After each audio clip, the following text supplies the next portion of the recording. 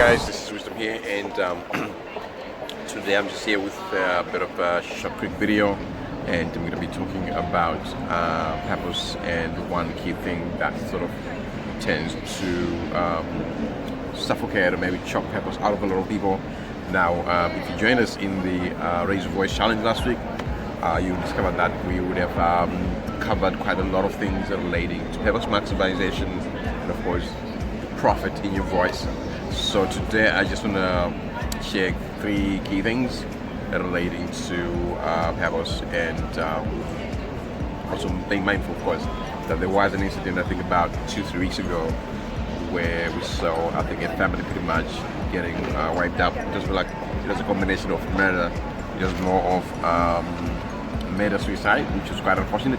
But I think for me the main other shocking thing was that this actually was an issue that was going on for about probably 8, 9, 10 years, which is actually quite sad, considering that that's the way it ended. And I think for the one of the challenging things with in a situation like that is for a lot of people is to say, okay, if you go back 9 years ago, and what could have been done differently to avoid the current predicament. And I know for a lot of people the challenge is they want to blame the legal system, they want to blame this and that or some other thing. And of course, one supports, one appreciates the role of the legal system in terms of protecting individuals and protecting people's rights and things like that. But having said that, you can't have a 100% foolproof legal system. In other words, there's always going to be there are bound always to be things that will pop up, things that are not seen. And remember that you're dealing with people. Scenarios come in different ways and formats.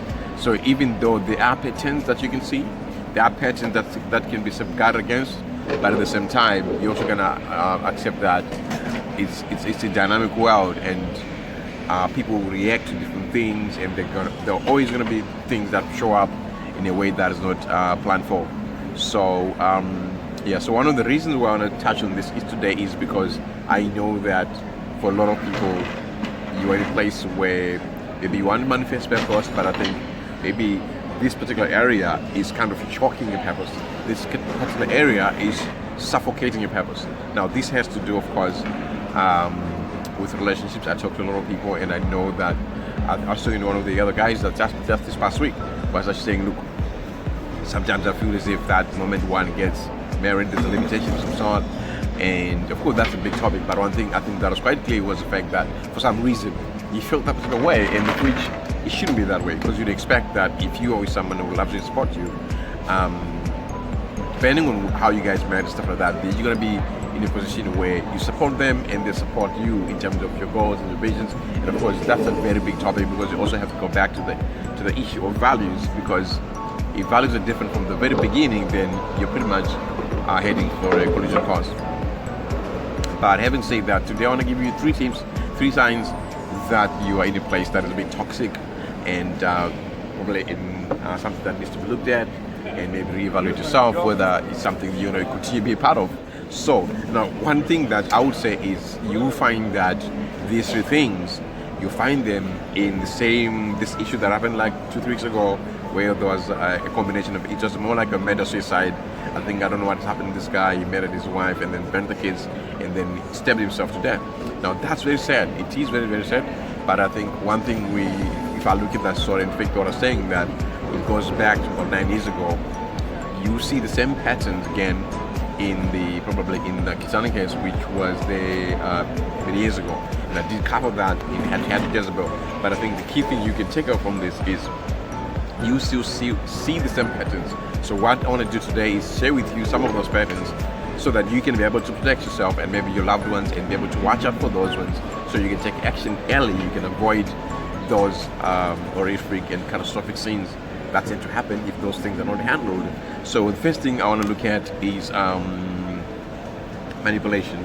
And I think this is quite crazy, because we're in an environment where sometimes people are not aware that manipulation is not okay. But I think sometimes people have been in places where manipulation is become the norm, so they take that as norm, but it actually is not.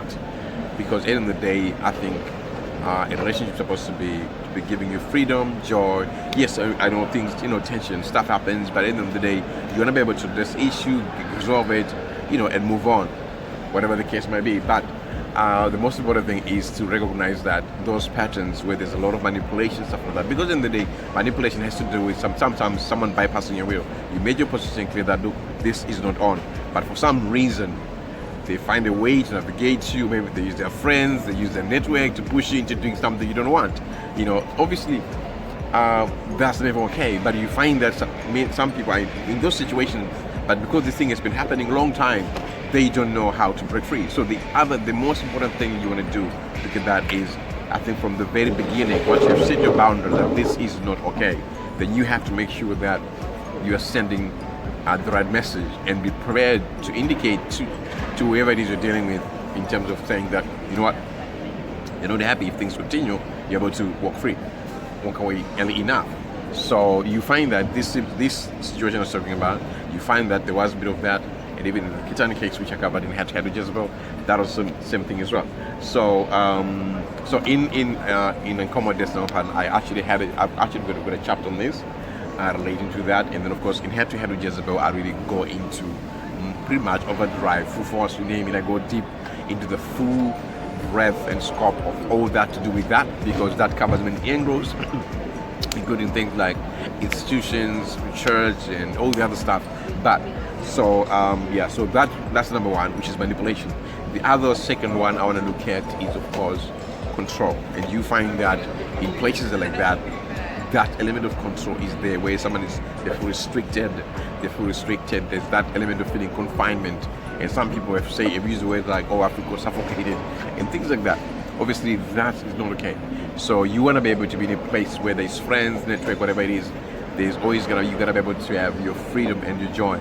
But obviously, it's all about being able to express that, negotiate that, and also being able, of course, to listen what's important to other person as well, because that way it allows you guys to find a compromise if you have to, and things like that. But I think once you have that element of control coming on board, it becomes a crazy situation. And one thing you also have to realize is that sometimes when the control comes in the early days, it might not come in as so apparent. It's going to come in a very subtle way until someone gets conditioned to it until eventually they have no idea like what's happening, until the point where they start yielding to that control. Obviously, that's unhealthy, and of course, totally not cool.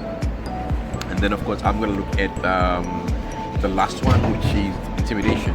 Now, this comes from, because with intimidation, what that does, it brings that fear. So instead of having the respect and the reverence towards somebody, towards the institution, whatever the case might be, you now have a situation where there's a lot of fear. So people end up doing things that they don't want because of fear. Or maybe in the early days, someone might indicate a discomfort related to something, and they maybe the other party freaked out and maybe created a storm or some drama of some sort, to the point where the other party maybe they felt scared and things like that. So eventually what begins to happen is someone might start saying yes to certain things, not because they want to, but because they're scared of the reject or the response which they get if they were to say no. Now that is toxic. It is toxic. So you find a situation where people continue saying yes because they're afraid of saying no. Now that can drive them to a point where the whole thing explodes, and then you have all these catastrophic scenes happening, of course. That's totally unhealthy. And having said that, you find that whenever these three things are occurring in an individual's life, it definitely sometimes it creeps in. It affects how someone shows up at work. It affects how someone shows up basically in the marketplace. And sometimes people at work or whatever environment someone goes to operate in their purpose, whatever it is, they can start picking up on it. And of course, it also erodes someone's confidence. This is why in certain environments you might find that an individual might be confident for a period of time, but then out of the blue, the confidence is gone. It starts eating a lot.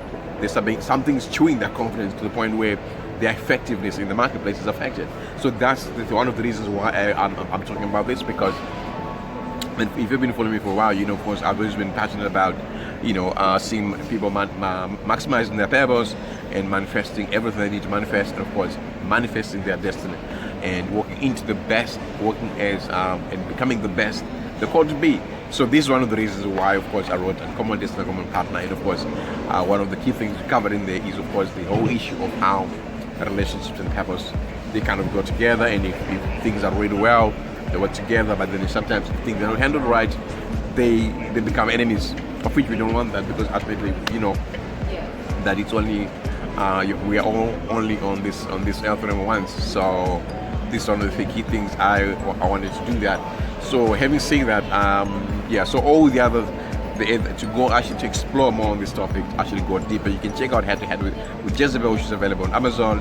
It is also available on iBooks, Smash Words for my friends in Canada, and all different places. But these three things I'm just sharing with you, just taking them from Uncommon Destiny, Uncommon Partner. And of course, in there I've also included the Titanic case and key lessons from it. But I think this whole issue that happened 2-3 weeks ago was so tragic, it's heartbreaking, because although there was some legal processes in place that were already in process, the guy just showed up, I think, unannounced and things like that. But of course, but for me personally, what really affected me to the point where I thought, well, you know what, I'm going to do a video on that, is basically the issue that I was saying to you before, that this has been going on for 9 years. For those of you who've been following the story, if you follow the story, you recognize that actually this issue started like 9 years ago. So I think the parents are trying to get the daughter out of the situation and things like that. But I think those 3 warning signs I've just given you, you find the same similar things again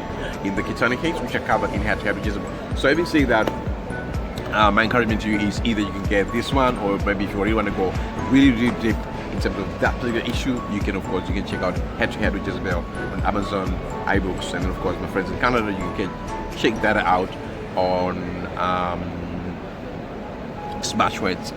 So having said that, I gotta bounce, guys. And for your free ebook, I know one of the key things that affect your destiny has to do with identity. You can check out your my free ebook, Identity Purpose, above this video or below. And of course, you're welcome to join the Raise Your Voice Challenge, which is all about helping you accentuate your voice in the marketplace. And of course, when someone is in a place of freedom, peace and joy, they are more able to be in the marketplace. They're able to be more effective in the marketplace. They're able to shop fully, with punch, with kick, whatever you want to call it, because they are in a place of freedom. Whereas if you have all the other things we're talking about, there's restrictions, there's confinement, and someone, instead of operating in 100, they operate maybe in 20, in 30, in 40, in 50, and for a lot of men, it eats your confidence and stuff like that. Obviously, that's not healthy. So this is one of the reasons I wanted to address this. Now, if you have a friend or anybody else who think you might be blessed by watching this video, you can tag them in the comments below.